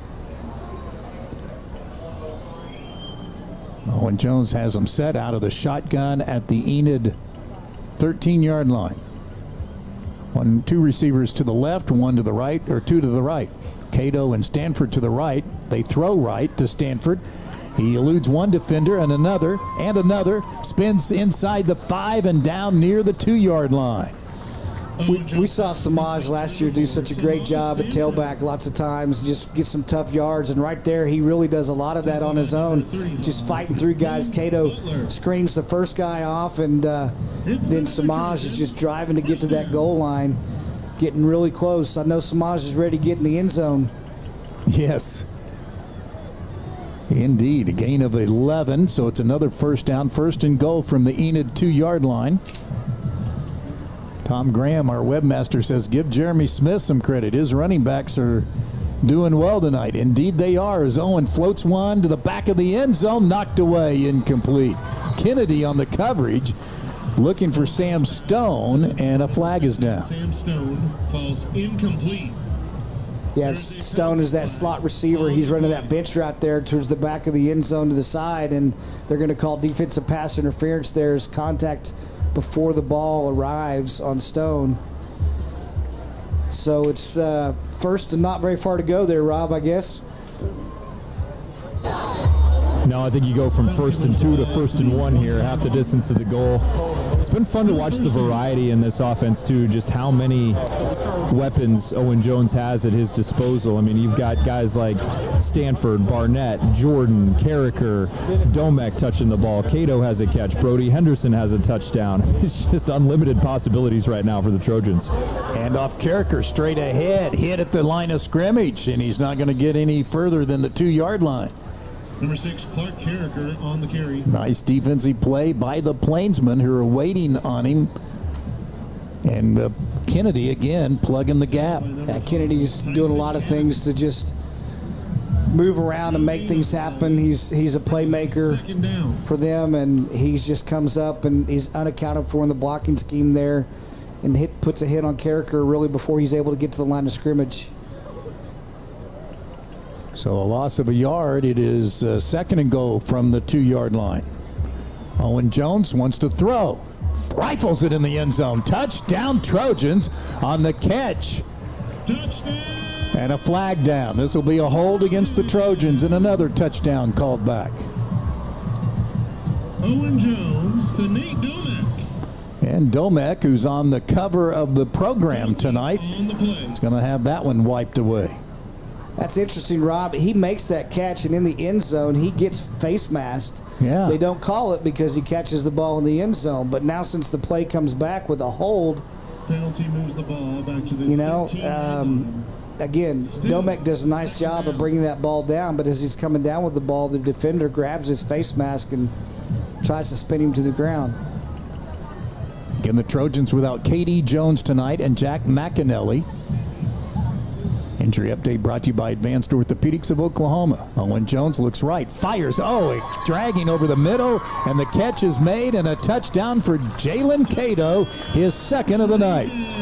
Rob, you usually think about those interior drag routes by big guys, like a tight end position. Cato is fearless there in the middle, whether he's just stopping right around linebacker level or he's dragging across like there. Just a great job.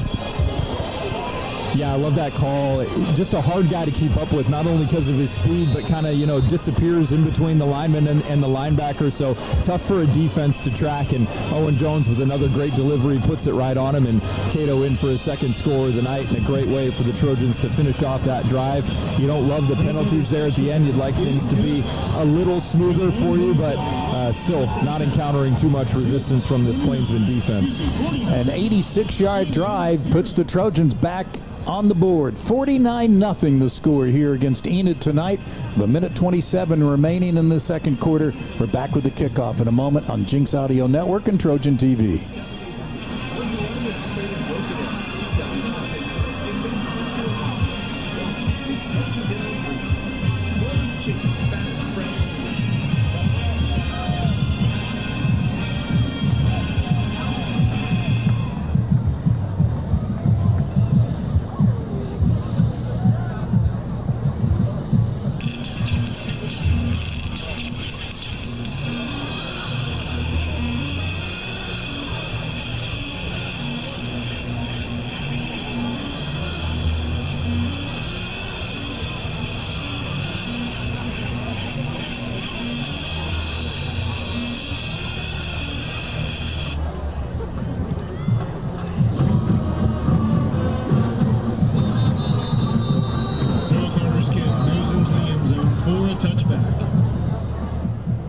First and 10, Enid.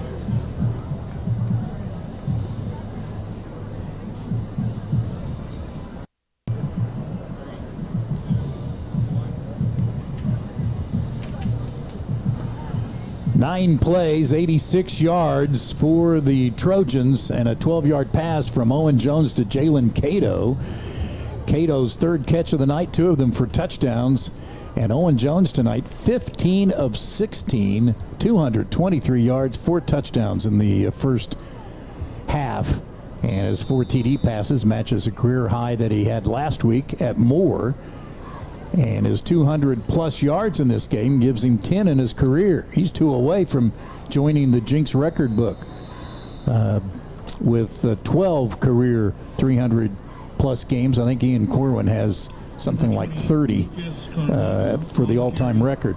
Here's a kick into the end zone, so Enid will take over. First and 10 at the 20, and a running play will net them a loss of a yard to make it 2nd and 11. Bangburn in there now for Cash Jacobson. We know he's been a really effective part of this defensive front last couple weeks and does a nice job there. Tackle for a loss. Also a couple of replacements in the defensive backfield guy. You got Bowen Wares back and Blake Bilby in at the safety positions. Good to see Blake Bilby back in action. He's had injuries that the last couple of years. Played as a freshman. Here is Baumfleck on the carry from the 19. They're going to say, I think he lost a yard there, so it's 3rd and 12 coming up. Swallowed up by Fisher and Wilshire right there. We also got some new cornerbacks in the game. We've got Zion Castleberry at one corner position, coming in for DJ Carter. Shockley, I think, is still in on the other side.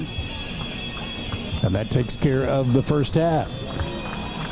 So the Trojans on senior night have been rather festive. Owen Jones leading the way with 4 TD passes. Jalen Cato with a couple from Owen. Brody Henderson scoring 1. Caleb Barnett scoring 1. And Aiden Jordan with a couple of touchdowns as well. 49-zip. On this field of stars and stripes, champions are born.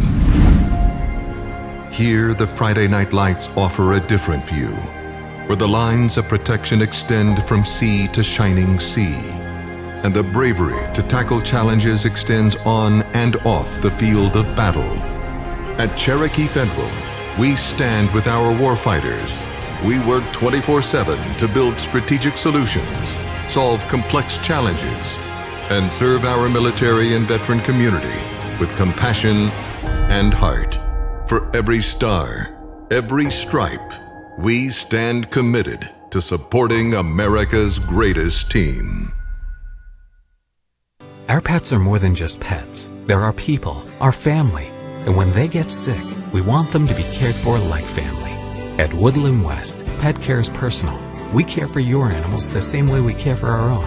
As the most comprehensive facility in the Tulsa area for everything from diagnostics to treatment, you can trust that our team of compassionate veterinary experts are delivering the care your animal deserves. Your pet is always there for you. Let us be there to keep them in good health. Woodland West Animal Hospital. Craving delicious tenders or crispy fried chicken? Hit the Waldo's drive-thru, open 7 days a week. Locally owned and operated in Broken Arrow, 71st and Yale, and coming soon to Owasso. Waldo's makes lunch and dinner a breeze. Waldo's Chicken, fast, fresh, delicious. No matter the challenge, rising up has always been the Cherokee way. Adversity and triumph are chiseled into our DNA, which gives us the grit and endurance to go further. For our customers, our employees, and our tribe, we march forward together in the pursuit of excellence, because we are Cherokee, and together we will rise. When you've got to spend some time away, there's no better place for your best friend to stay than Woodland West Pet Resort. With 17,000 square feet of fun, you can both take a no-guilt vacation. Relax, both of you. Pick up a new skill. Chow down on some well-deserved vacation food. Make new friends. Have a spa day. And finally, come home to your best friend. Woodland West Pet Resort. Sit, stay, and play. Located next to Woodland West Animal Hospital off Highway 75 in the Jenks exit.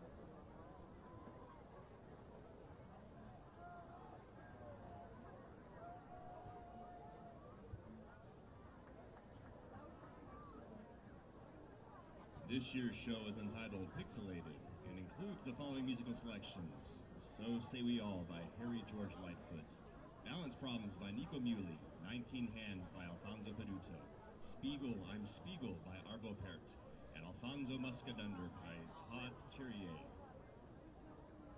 The performance seeks to immerse the audience into a world where everything is morphed into a pixelated quality, from the field aesthetic to the uniforms and flags, even through the musical selections.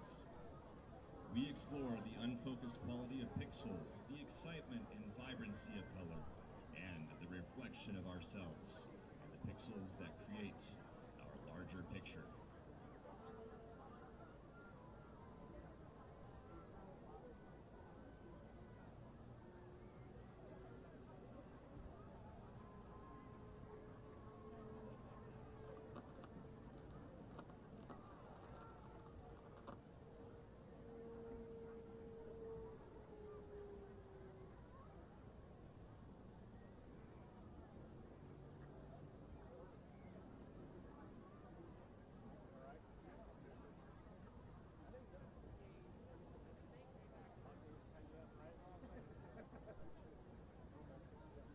And now for your halftime entertainment, drum majors Hadley Kirk, Keegan Sponsler, Tessa Summerlin, Emily Taylor, and the Jenks Trojan Pride.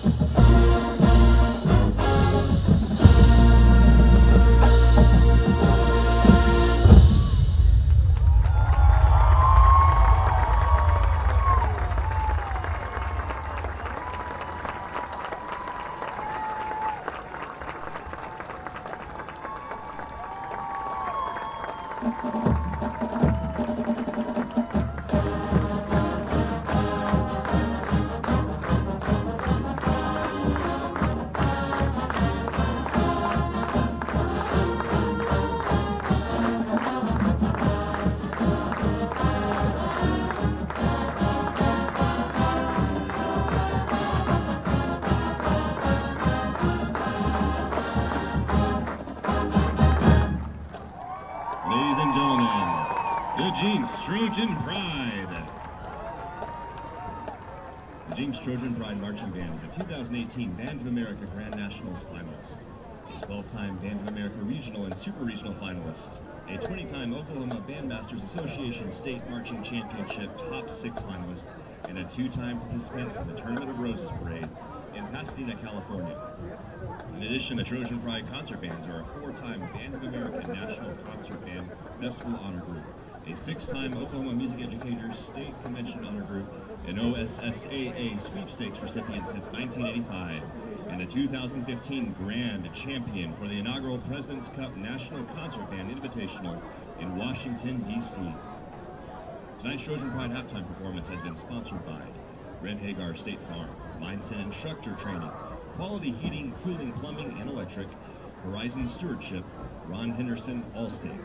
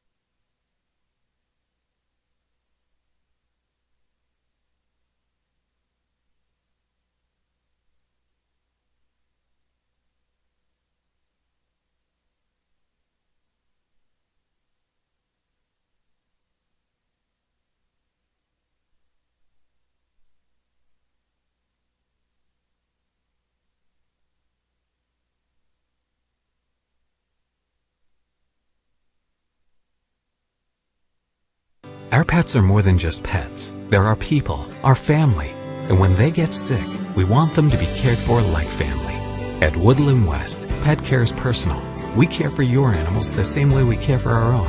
As the most comprehensive facility in the Tulsa area for everything from diagnostics to treatment, you can trust that our team of compassionate veterinary experts are delivering the care your animal deserves. Your pet is always there for you. Let us be there to keep them in good health.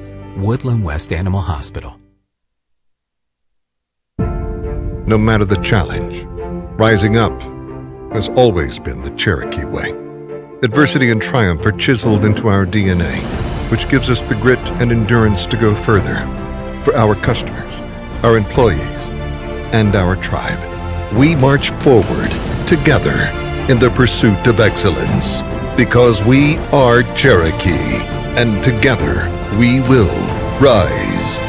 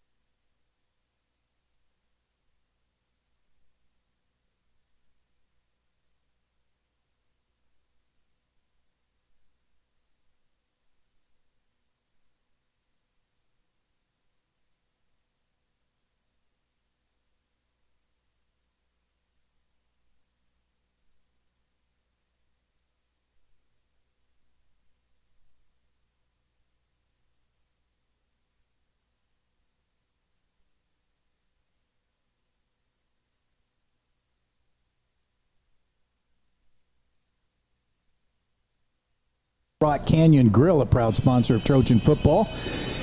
And, of course, located on Riverside Drive, where flavor steals the show. Bigsby in the fourth quarter leading Deer Creek 41-3. Edmond Memorial in the third quarter leading at Broken Arrow 40-21. And Moore is at Edmond North with no trouble in the third quarter, 49-7. Those are scores from within the Jenks district. And Norman is leading at Mustang 20-14. That game of some consequence, as a running play over the right side will net almost 5 yards here for the Enid Plainsmen. Tyson Kennedy back there on quarterback to take the first snap of this opening drive of the second half. And again, the Plainsmen just trying to get something, make something happen. Kennedy is a junior. They're really high on this athlete. They really think he's a big part of their future success. So expect to continue to see him doing multiple things this half. Yeah, he was their best player in that first half, obviously. 27 yards rushing.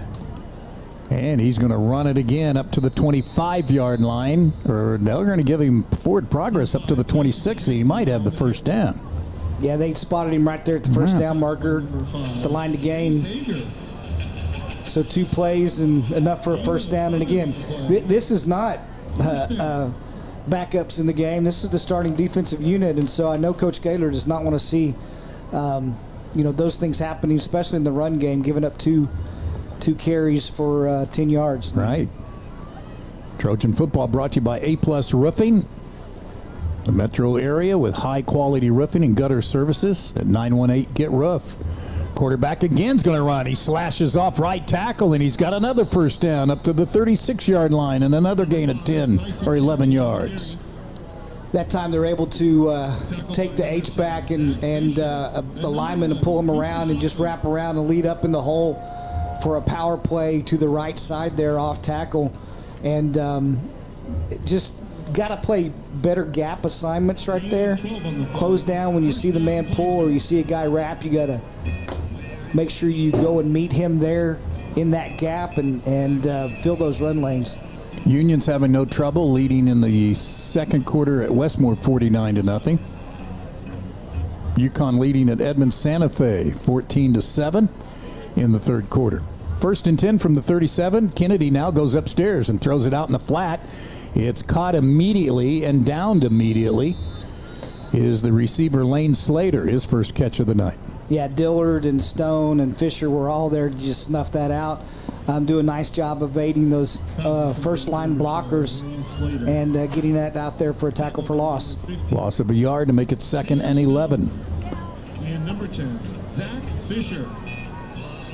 Loss of 1 on the play brings up 2nd down. Slater's brother was the starting quarterback. Their regular quarterback, Aiden Robinson, out with an injury after last week. And so Enid is trying to finish off the season with some backups, and Kennedy is the running quarterback. And he gets tripped at the line of scrimmage, but still able to fall forward to about the 40-yard line for 4.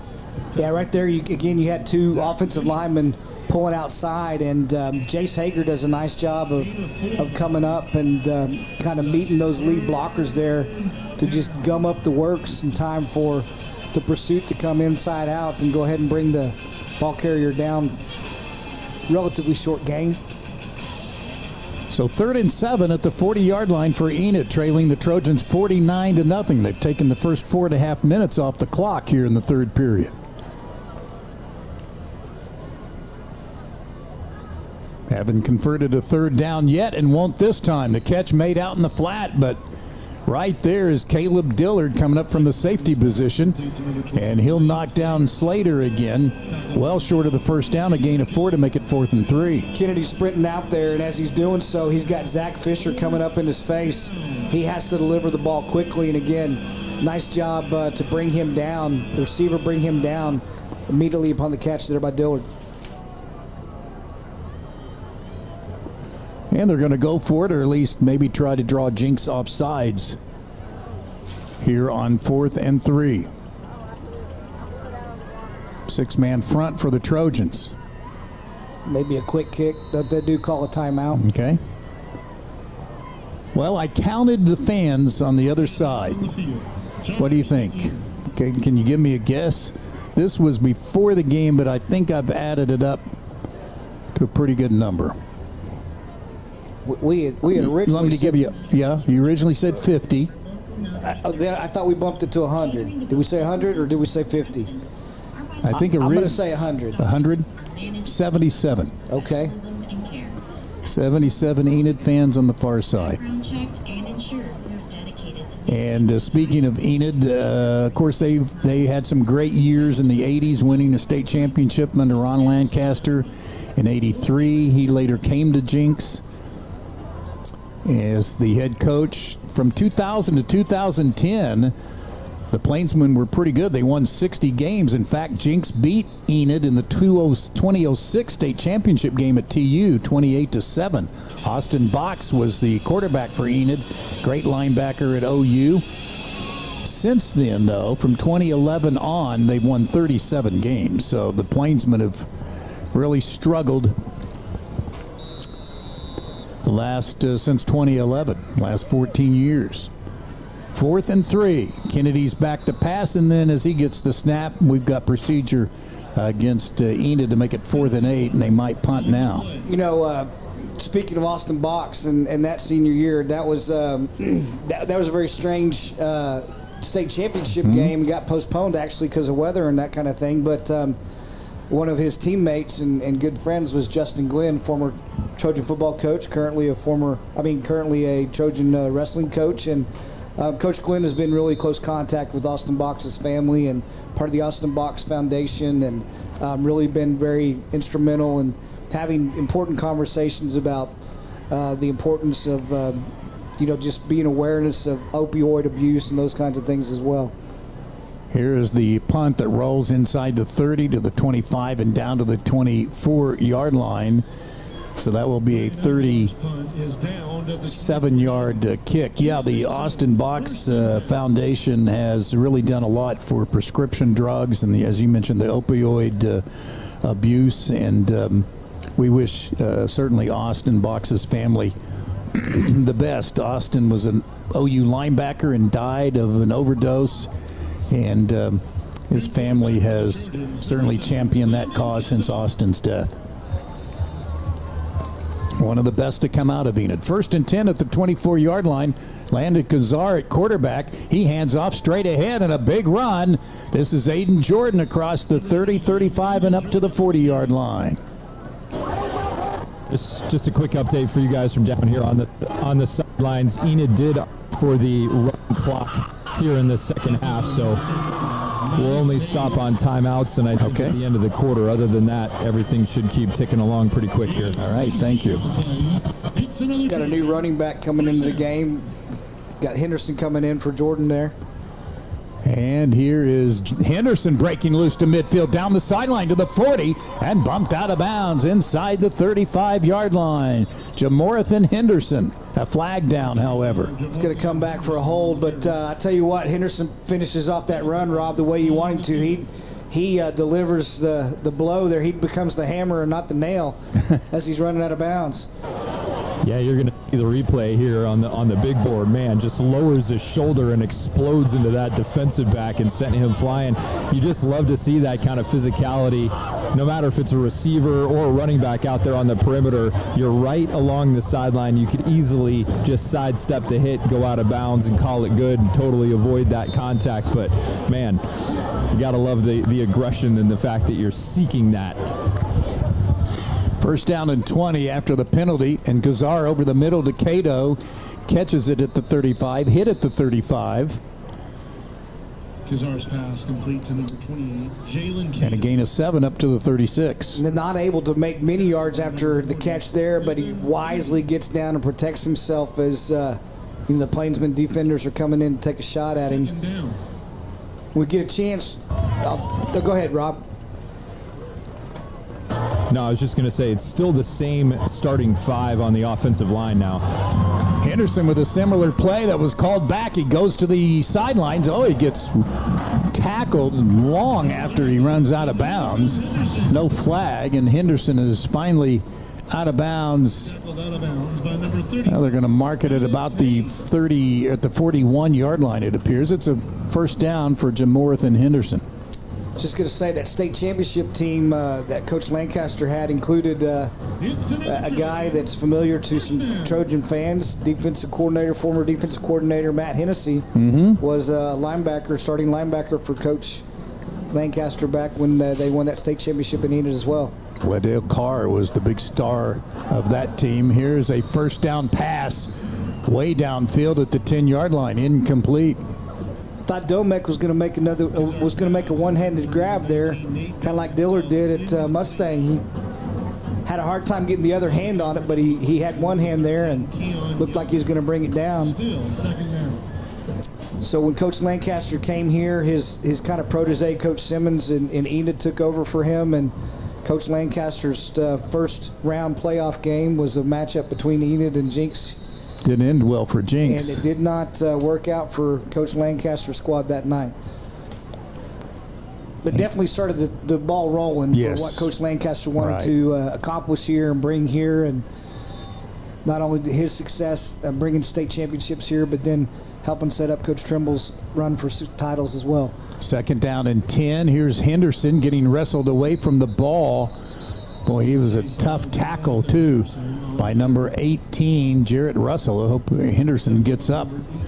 He's going to walk off after the 5-yard gain. Gain of 4, actually. Third down and 6. Zane Seeger will come in place of Henderson.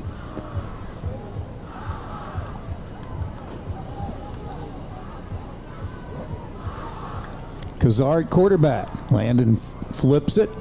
Seeger catches it and is dropped immediately. On the back, they got 2 number 3s in the game. Well, they that both must can't be Bilby. Bilby. Yeah, Bilby caught that one there. Yeah. And that's going to bring up, is this the first punt for the Trojans tonight? No gain on the play. Brings up 4th. You're not supposed to have duplicate numbers on the field at the same time, but hey, it's 49-0 in the running clock with over a minute to go third quarter, so why not? And good to see Bilby get a reception. Yes. You know, it's mentioned his battles with injury last year particularly, and so good to see him out there on senior night. Trojans will try to unload the bench, I would imagine, as time goes on senior night. Here is the snap back and the kick by Noah Carter. DJ Carter is back awaiting it and fields it at about the 7-yard line. So that'll be a 30-yard kick, and that's where Enid will take over.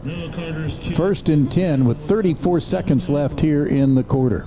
Enid takes over at the 7-yard line. By the way, with it being senior night and honoring 31 seniors, these are guys that have played a little bit, but not as much as what you would normally hear their names. Sean Little, Taurus Lawless, Alan Guevara Gomez, Nicholas Fernandez, Antonio Elliott, Brody Morrison, Jackson Parker, Maddox Farrell, Garrett Smith, who was hurt. So besides Garrett, hopefully those other guys will maybe get in here into this fourth quarter. At the end of 3 quarters, it's still Jenks 49, Enid nothing. Back with the fourth quarter in a moment. This is Jenks Trojan Football on the Jenks Audio Network and Trojan TV. Enid 0. Hey, if you want to play a 2-minute break here, go ahead.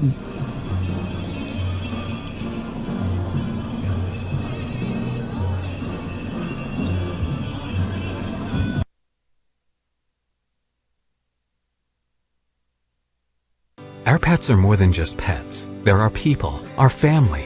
And when they get sick, we want them to be cared for like family. At Woodland West, pet care is personal. We care for your animals the same way we care for our own. As the most comprehensive facility in the Tulsa area for everything from diagnostics to treatment, you can trust that our team of compassionate veterinary experts are delivering the care your animal deserves. Your pet is always there for you. Let us be there to keep them in good health. Woodland West Animal Hospital. Craving delicious tenders or crispy fried chicken? Hit the Waldo's drive-thru, open 7 days a week. Locally owned and operated in Broken Arrow, 71st and Yale, and coming soon to Owasso. Waldo's makes lunch and dinner a breeze. Waldo's Chicken, fast, fresh, delicious. start in the fourth quarter, where Enid has the ball at the 7-yard line. Jenks has the lead 49-0. Back to pass is the quarterback Slater. Stands on his goal line and fires, and it's incomplete at the 40-yard line. Knocked away Castleberry, who collided with the intended receiver, Keon Young. Yeah, I think Castleberry got turned around there for just a little bit and was trying to come back and find the ball. The ball hung up in the air, and he does a nice job of going ahead and finding it at the last minute and separating the ball from the receiver, going up and coming back to make a play there. So could have been a big pickup right there. Nice finish there by Castleberry. Trojan football heading into the fourth quarter, brought to you by Window World of Tulsa, your exterior remodeler, owned and operated locally. WindowWorldTulsa.com. Slater, the quarterback, fires out of the end zone, incomplete. Short hops the receiver at the 10-yard line. Third down coming up. It's a really tough throw, isn't it, Rob, to run to your left, trying to throw back across your body out there in the flat? It's a tough throw for guys at the NFL level, much less at the high school level.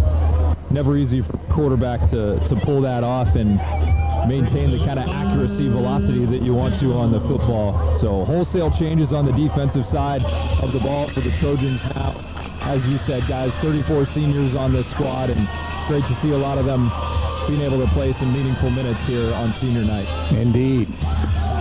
Julian Tugwell and senior Brody Morrison are in the interior line on 3rd and 10. The quarterback rolls left, has some room to run, instead throws, and Kennedy can't hang on to it. It goes through his hands up at the 18-yard line. That would have been good enough for a first down. Yeah, you mentioned those seniors. You mentioned Sean Little, one of those guys. Sean Little dropping back in coverage and just takes his receiver out of the route totally. So, again, good to see some of those seniors get in there. You mentioned Brody Morrison as well on the defensive line. Nicholas Fernandez was in at defensive line as well. One of the seniors we talked about earlier. Well, and awesome to see all the first-team guys over on the sidelines huddled up, cheering them on with big smiles on their faces, congratulating those guys as they come off the field. The 7th punt of the night is not a good one for Enid. It's off the side of the punter's foot. They'll mark it at the 28-yard line. It'll be a 21-yard kick. And here come the Trojans here early in the fourth quarter, 9:25 to go in the fourth, leading 49-0. They'll mark it at the Enid 28, and we'll see if we see Cooper Courtney or Mason Lilly at quarterback. And it'll be Mason Lilly, junior quarterback, his first action this year. He got sick over the summer and was really playing catch up all season. So it's nice to see Mason in the game, a junior who played as a backup last year behind Owen Jones, and a handoff to Henderson over the left side for 3 yards. Jamarthan Henderson on the carry. Tackled by number 10, Jeraden Russell. So they'll mark this at the 25, make it 2nd down and 7 at the Enid 25-yard line. Senior Maddox Farrell and senior Antonio Oli in the game now for the Trojans. Again, it's Henderson down the middle, busts loose and gets a first down to about the 17-yard line. Well, and it's awesome from a depth perspective, not only to get these guys some reps and see what they can do. It's meaningful for them, but also meaningful for the families. You think about a football team, and you think immediately of the guys who play and play a significant role. But all of these guys in a maroon jersey, close to 100 of them, are putting in the work, putting in the time. Some of them have been doing it since they were in middle school, right? Getting up early, doing all the summer workouts, being at the mercy of, Coach Whitmer in the weight room, doing absolutely everything that's asked of them, doing those early morning sprints and fartleks and whatever you want to call the workouts that these guys do. I mean, they have put in the time. They have absolutely earned this moment.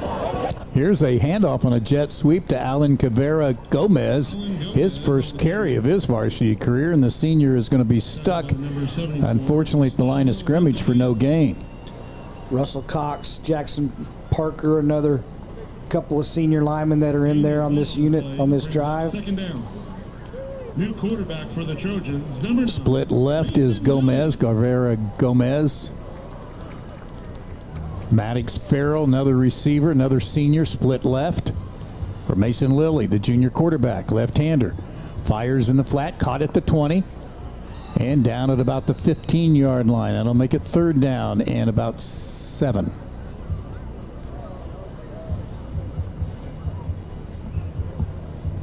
Lilly's pass complete to number 82. 82, Nashua Charlson on his first varsity catch. Number 74. Played a little bit last week as well. 4-yard gain to the 14. Third down and 6. Got Cooper Courtney now, the sophomore, in at quarterback. Okay. He's a left-hander as well. Handoff. Seeger down at the 11-yard line. Gain of 3, make it 4th and 3. Seeger carried the ball several times last week and mop-up duty in the 56-14 win over Moore last week. Zane Seeger on the carry. Other scores to pass along: Sand Springs leading at Putnam North 27-12. Muskogee at home all over Sapulpa 43-7. In 5A, there's a big game in Claremore, and Del City leads that one 27-14. At halftime, Booker T at home leading Coweta 17-10. Hornets win that game; they win the district. 4th and 3, going to go for it. Seeger gets the first down as he powers his way inside the 5-yard line. Mark it at the 3. Gain of 8. Big run there for Seeger, but it's opened up a nice hole. I mean, Elliott's in there, Cox is in there, Parker's in there. Those guys getting their chance and making the most of it, giving him that nice lane to run in. Got Sean Little in there as H-back as well. Nice block by number 50. You saw there in the replay, Antonio Elliott. So here's Courtney getting the snap on the sweep around to Guevara Gomez, and he gets blasted back at about the 5-yard line. Yeah, that was the Plainsman guy, right? That was Tyson Kennedy saying, "Hey, we're still playing. Yeah. We're still here." Enough. So this day in Trojan history we'll try to get to on November 1st. And it involved our good friend Kenny Hargrove. 2nd and goal from the 15. And another running play, stuck. Tackled by number 40, Holden Biley. Seeger was just wrapped up immediately there on getting the ball in his hands, and so they're going to take him off and bring Henderson back into the backfield for this 3rd down play.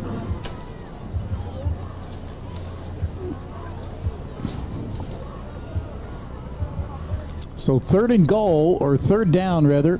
Here's a running place, and here is Henderson on 3rd and goal, gets down to the 2-yard line.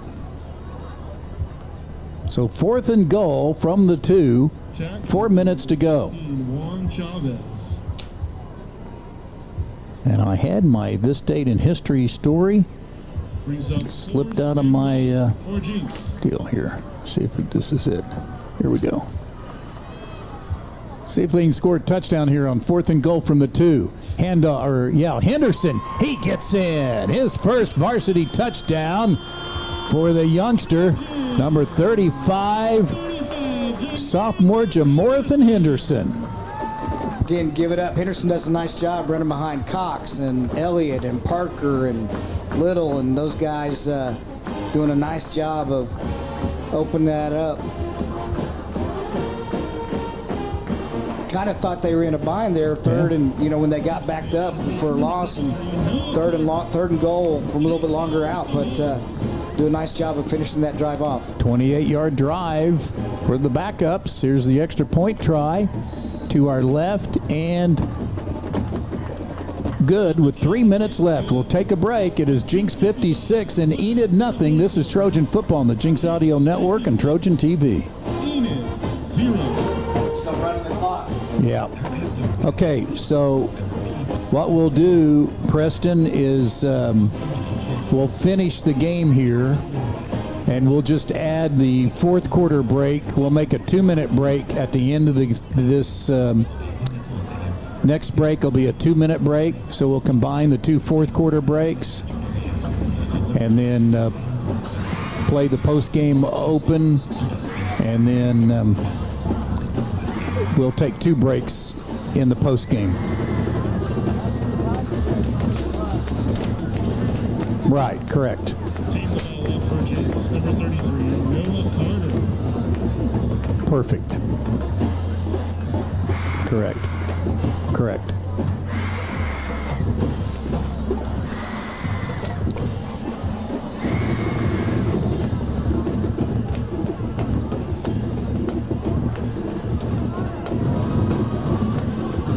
Here's the kickoff, caught at the 2-yard line and down at the 15-yard line by the Trojans. Nice play by Jenks, and that's Charleston again. Well, it was on this date in 2012, November 1st, 2012. Jenks running back Trayvon Barry ran for 147 yards on 8 carries and scored 3 times in one half of work. Barry opened the game with a 47-yard run, followed by a 12-yard touchdown. Trojan senior quarterback Kyle Alexander threw for 216 yards, 2 touchdowns, 1 to receiver Trey Miaszewski. And the Trojans went on to win at Putnam City that night 12 years ago, 46-14. Trayvon Barry, he's a guy that had some explosive plays for the Trojans back in the day. All-time leading rusher in Jenks history. Back to pass, and down he goes. That'll be the first sack of the game for the Trojans, and it's one of those seniors, Sean Little, coming up with a sack. Number 8, Zarek Slater. Great job, and again, you love to see it happen. And, you know, for these seniors, these guys that come to practice and work hard, and being celebrated by his defensive coaches as he comes to the sideline as well. This will be the last play of the game as they've had the running clock here in the second half. And Slater fires a pass. It's caught at the 10 and out of bounds at the 20-yard line. And the pass grabbed by, I think that's Lane Slater. Zion Castleberry onto the tackle. So the running clock will mean this one comes to an end. Without K.D. Jones, without Jack McAnally, it doesn't matter. The Trojans win it 56-0. We'll come back and hear from the head coach next on the Jenks Audio Network and Trojan TV.